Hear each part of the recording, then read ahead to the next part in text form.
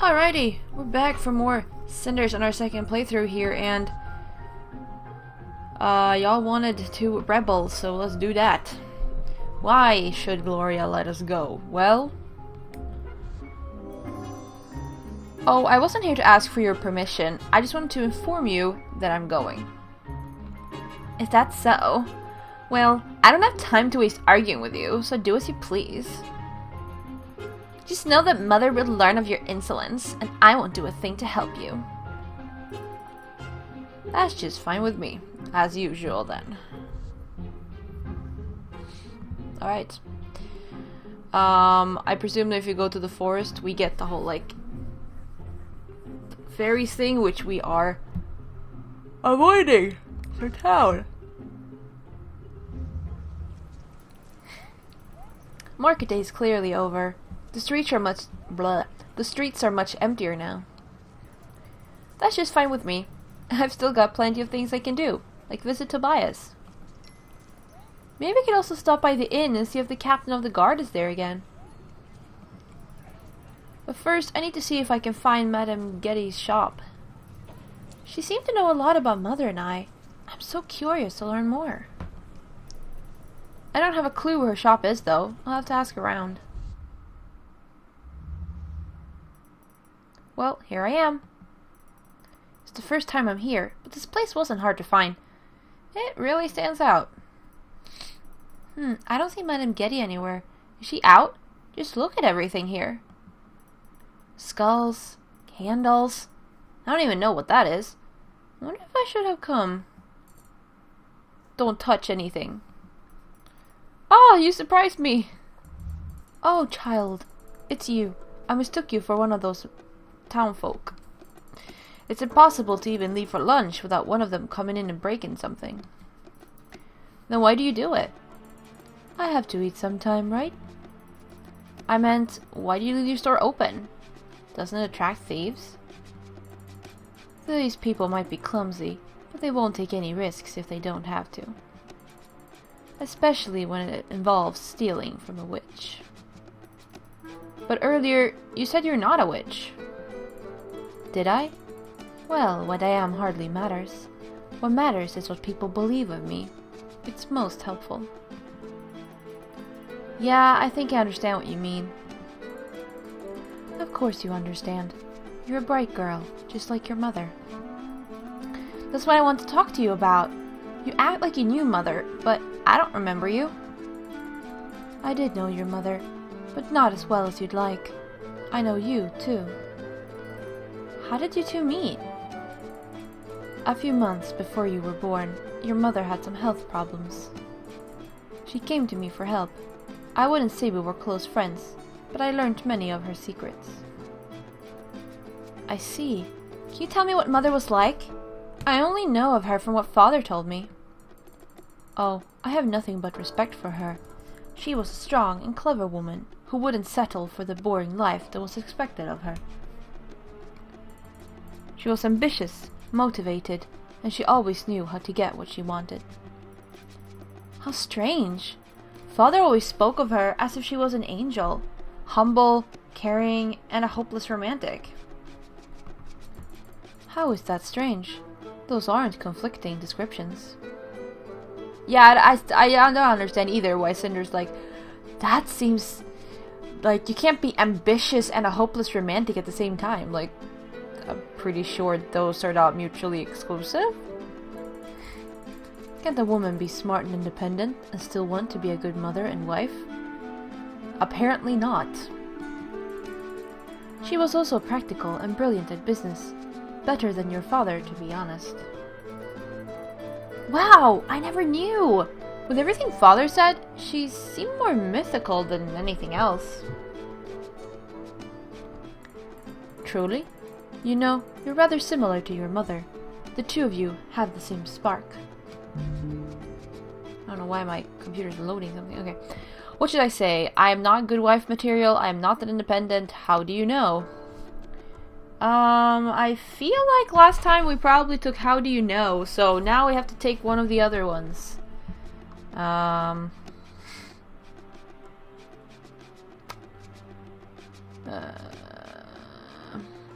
Well, I mean, this would be rather strange, considering how we're playing her. Maybe, well... True, she's dependent, obviously, on Carmosa, but...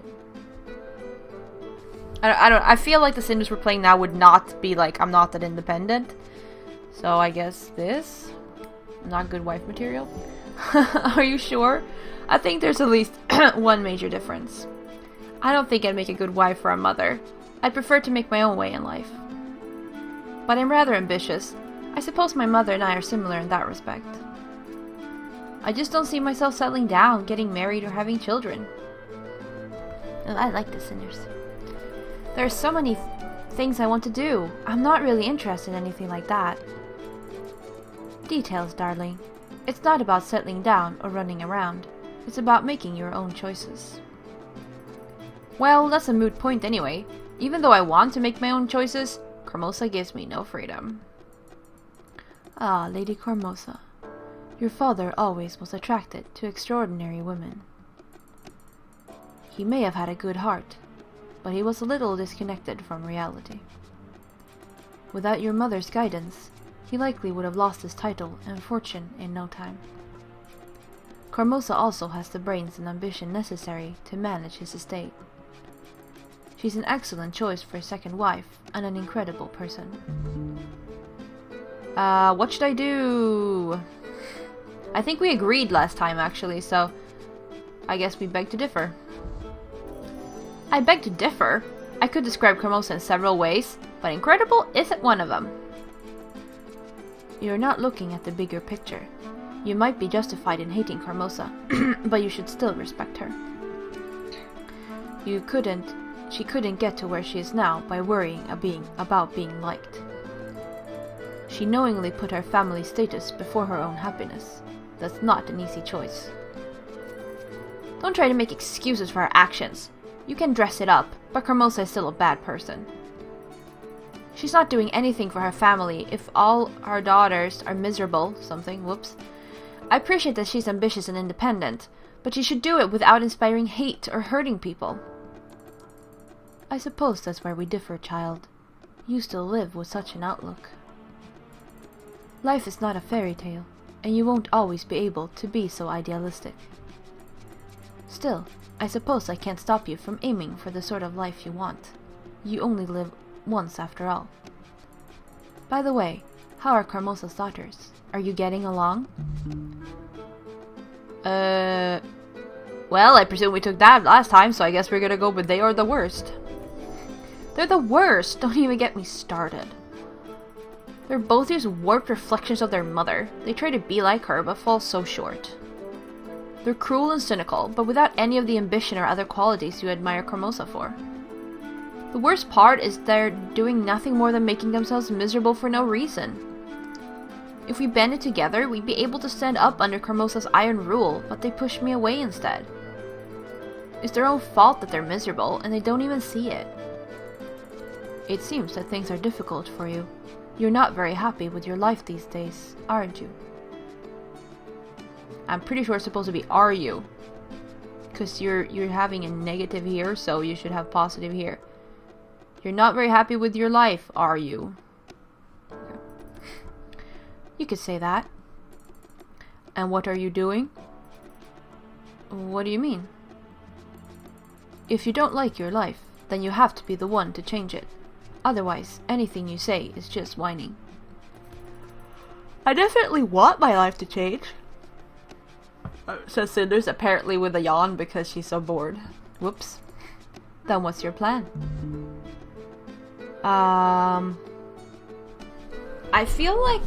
Did I choose I have to learn more last time?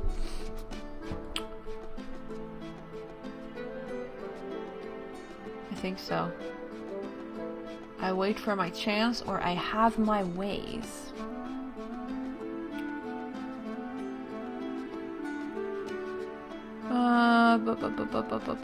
I guess maybe this one? Well, I don't have a plan just yet. Why not? Don't tell me you're just waiting for your fate to turn on its own? Hardly. I want to break free of my own power, and I'm willing to do a lot to achieve it. You said that my mother knew how to get what she wanted. I have my own ways too. I'm not a little girl anymore, and Carmosa made a mistake by underestimating me.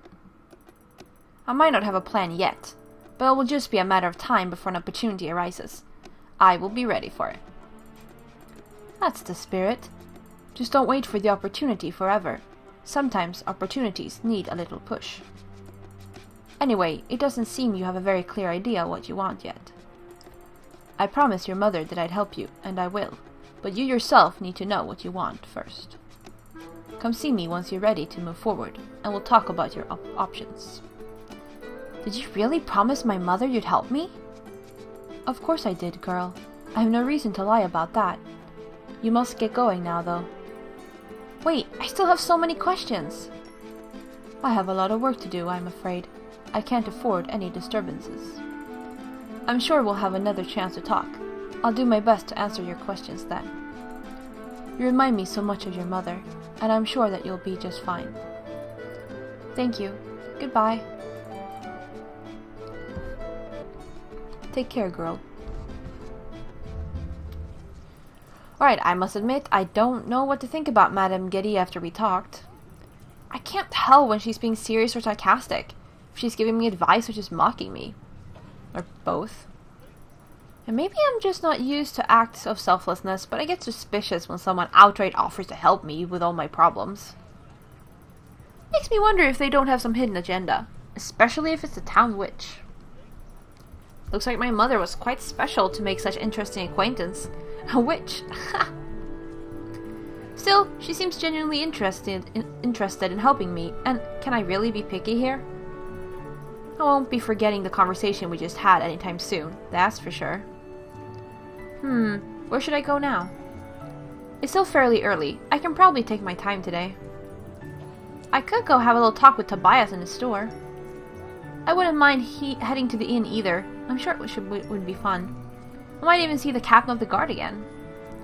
So, where should I go next? If I remember correctly, last time we actually managed to do both.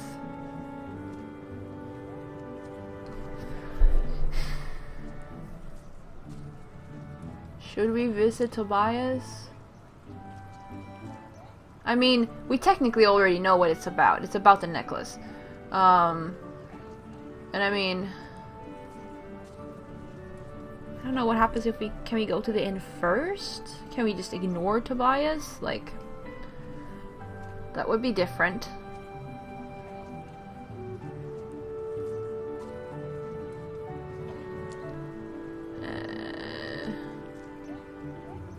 I guess we should go visit Tobias. Okay, well,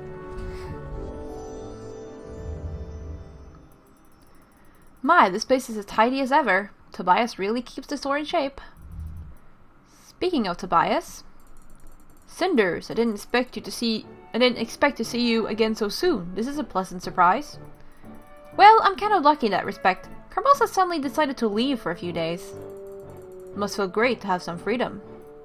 It does. I wish it wasn't for such a short amount of time, but I'll enjoy what I have. Although I confess, I'm envious of you, Tobias. You get to make your own decisions all the time. Well, I can't exactly say that.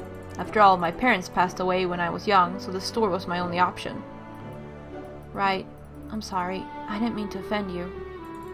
It's fine. In the end, we just see the good portions of other people's... We only see the... Blah. In the end, we just see the good portions of other people's lives without the hardship. So basically Facebook. We pick and choose what we want. People look happy, but they might be struggling inside. A very important life lesson. That's true. It seems like you've thought about this a lot. Maybe a little. Despite all the struggles, I'm happy with where I am in life, though. I wish you could find a path to the life you want as well. Although knowing you, wishes won't be necessary. You're a bright girl, so it's only a matter of time. Thank you. I assume you're not here to listen to the wax philosophical, though. To me, wax philosophical, though. You want to know more about that night. Well, you did promise you'd tell me what was going on. I did, and I'm a man of my word. I'm not going to try to dodge it now. Put simply, Carmosa asked me to sell something for her. It was a normal business transaction. But you're the one who was paid, and then you received the necklace. And why all the secrecy? The necklace was the item for me to sell. The money was payment for my services. Why didn't she just sell it herself? Why did you have to hire that strange man? The strange man is a local vagabond, but he's trustworthy where money is involved, usually. Sometimes he helps me with tasks that require a certain amount of delicacy. You mean secrecy? But why? Isn't it apparent? Why does any noble keep anything a secret? I'd rather not guess. Enlighten me. Being a noble is largely a game of appearances. Many things need to be done in private. There's no crime in selling a piece of jewelry that you rightfully own, is there? Crime, no. But for a noble to sell her own jewelry means she's lacking in money. If others found out that she was struggling financially, it would undermine her power. That's why she sent you to pay me and had someone else pick up the necklace in the middle of the night. She doesn't want there to be any connection between her and me. She's not the only one. I've done similar business for noble houses in the past. But, are you saying Carmosa is out of money? She kept it from you? Your house has been in bad financial shape ever since your parents passed. Carmosa has been struggling to keep her influence strong. She never told me. I suppose being a noble means keeping up appearances in front of your own family as well. She seemed very eager to sell the necklace as quickly as possible. Is there a reason for that? Well, the necklace is worth a great sum, but I don't know why Carmosa needs it so urgently. That's all I know. I hope that you understand why I couldn't tell you about this. No. I'm sorry, but I really can't sympathize. Hiding behind a merchant's oath doesn't count in this case. This is my life we're talking about. I didn't even know my own house was having money problems. You're my friend. You should have told me. I'm sorry you feel that way. I know it's important to you, and I did consider telling you. Maybe it's for the best that you found out. But my reputation depends on how trustworthy I am, and that means I must keep my word. Does your reputation matter more to you than our friendship? Wow. Alright. Drama. I'm sorry. I have a question, though, about the man who was working for you. I saw him come by the house again yesterday morning. Was it another pickup for Carmosa? I'm afraid I don't know. I haven't seen him since we parted ways 2 nights ago. Carmosa left the house quite suddenly after he came by. Do you think it could be related? It's hard to say. You could try asking him. He spends a lot of time at the inn. And he drops by around here occasionally. I think I'll do that. Thanks. Don't mention it. I just wish I could help more. Well, I need to get going now. Gloria will have a fit if I don't return early. She's taking her role as house guardian very seriously.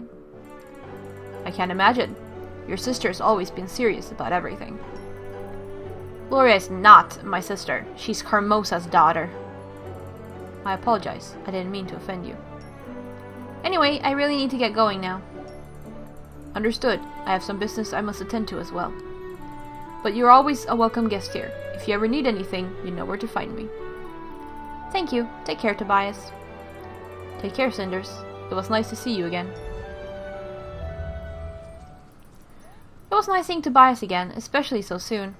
And I certainly learned a lot from this trip. I never would have guessed that Carmosa is struggling with finances. I might be able to use this knowledge. I definitely need to find that shady vagabond and learn more from him as well. I have to give Tobias one thing. Every time I visit him, seems he has some kind words and insight. He's such a good friend to me. Yeah, and you gave him drama for it. It's getting late, but I think I have time to visit one more place. The inn seems like the best idea. It's the only place you can go to. Something smells delicious. I wonder what's cooking in the kitchen right now.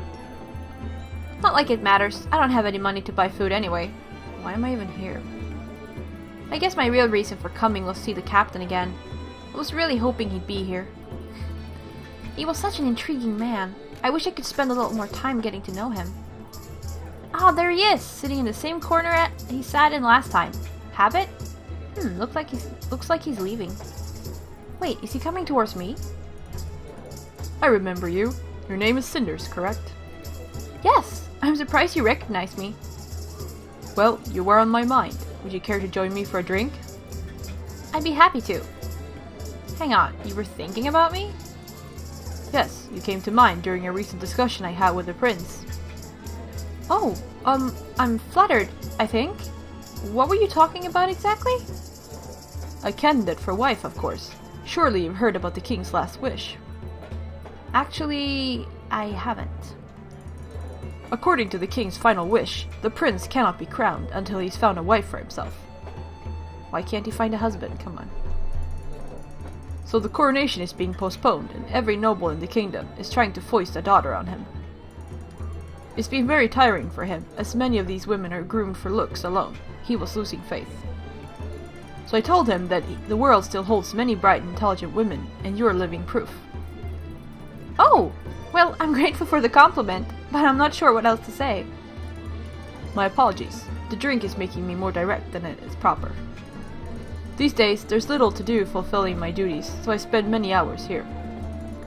I don't want to bore you with the small complaints of my life, and I apologize for being so curt with you the last time we met. I understand. A lot happened, and it's no surprise that you weren't in the mood for a discussion. Honestly, I should probably apologize for bothering you when you wanted to be left alone. It wasn't a bother. I found the discussion very interesting. Listen, I know you asked about the prince last time. Are you still interested in learning more? No. No, actually, we are, because we are going for Queen again. Hopefully with another ending, so in this case we will say... I presume that if you do this, you're leaning more towards getting together with Perrault, so we have to tell me about the prince. I would love to hear more about the prince, especially after what you just said. The sort of man who's interested in more than just a woman's appearance seems interesting to me. He is interesting, albeit very young. The king was a highly respected ruler for many years. Filling his position is a huge burden for the young monarch. Living in the shadow of a strong personality? That sounds familiar. It must be so difficult for him. I have faith in him, though.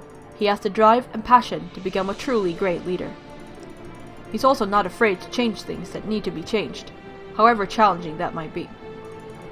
The old noble houses don't like change, especially if they lose power in the process. Oh, history. The prince must be prepared to face some difficult and potentially dangerous opposition. He must be a brave man, then. It certainly seems so, but time will tell if he makes the right choices. Some are harder than others. What do you mean? The prince may have to use force on his opposition to achieve unity. The king wasn't afraid to wage wars, imprison dissenters, or even assassinate his enemies. It's a brutal position to be in, and the prince might have to make similar decisions. I think we said how horrible last time, right? I'm pretty sure we did. I feel like we did. Did we? Did we? I think we did. It feels like we did. But I don't remember, actually.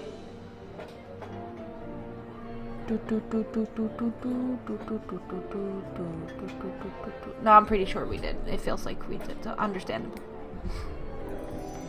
It is a difficult choice, but I understand why it has to be done. It's rare to hear such an opinion from an outsider. You really do carry wisdom beyond your years. Yeah, I'm pretty sure we took the other one last time. Sometimes I miss the days of the king. Things were simpler then, even conflict. I'd rather have a sword thrust in my heart than a dagger in my back. These days, everything is poisonous words and false smiles. The old ways might have been more violent, but they were more honest too. Even in times of so-called peace, people's lives can be destroyed. The prince tries to solve as much as he can with diplomacy, but he will have to make some difficult decisions. That's enough of such heavy subjects, though. I'd rather get to know you more if you don't mind. You look like a girl from the town, but I haven't seen you around. I don't live in the town, actually. I live in the house ruled by Lady Carmosa. Oh, forgive me. I didn't realize you were nobility. Neither did Cinders. Your clothes give you the appearance of one of the townfolk. I didn't know you were incognito. It's not a disguise. This is what I wear every day. After my father passed away, Carmosa took over. She treats me as one of the servants, but without any pay. I don't even have money to spend on clothing. I'm sorry to hear that. It's a shame your father chose Carmosa to take over the estate. He chose her? Isn't that what happened? Before he passed away, he should have left a will. The will would appoint the next head of the house. It's a shame he didn't choose you. I've never heard anything about his will. I don't think father would willingly put me in this situation. That doesn't sound right at all. If Lady Carmosa wasn't appointed, she's breaking the law. I didn't realize that. Something about this situation seems suspicious. Alright, so I presume that if we want to get the house back, we have to go talk to... Well, we obviously have to talk to him. Go to the inn and talk to Mr. Perrault. I hope you get it sorted out. I wish I could speak with you longer, but I must start my patrol. It was a pleasure talking to you. If you ever need anything, I'd be happy to help you. Thank you. I'll see you then. Take care of yourself. This is the first time I've heard of my father's will. I wonder why he never wrote one. Unless he did write one. In that case, what happened to it? I'll have to investigate as soon as I get the chance. Well, there's no point in sitting here in the tavern alone. I don't want to attract the wrong company. The sun is already setting. I've spent the whole day in the town, and what a day it was! I guess time flies when you're having interesting chats with people you normally have no chance to talk to. Oh, how I wish life was a fairy tale and I could do that every day. And yet, life is what it is, and I have never even been able to stay in town past sunset. When I was a child, I had to head back to the residence for safety. And then Carmosa entered the picture and took over. But even without her, I would have been a bit detached from the town's life. I might dress and work like every other girl here, but I still live in a mansion quite some distance from town. I have no real friends here except Tobias. I hear no news, no gossip. I really don't know what their life is about. Sure, my own life is safer and probably more luxurious. But I wonder what it would be like to live here, be a normal town girl, wake up to the sound of life and excitement on the street. Get out of bed knowing a myriad of things await me when I walk out the door, that life goes by fast and an adventure might begin around each corner. Then again, if some town girl looked outside the window right now and saw me, what would she think? She would probably remember her own boring chores, the constant danger of hogwash flung from high windows to the street. She would envy me. I need to stop daydreaming. It's getting really late. My golden cage awaits, and the two sweet singing birds I share it with are going to screech their lungs out if I stay here any longer. And I wouldn't want to give them reason to worry, much less an excuse for picking on me. Alright, we will take our break right here. Thank y'all very much for watching. And yeah, I mean, all of that was basically the same as last time. But yeah, that happens. In future playthroughs, I might skip more things, but yeah. Thank you for watching, and I'll see ya.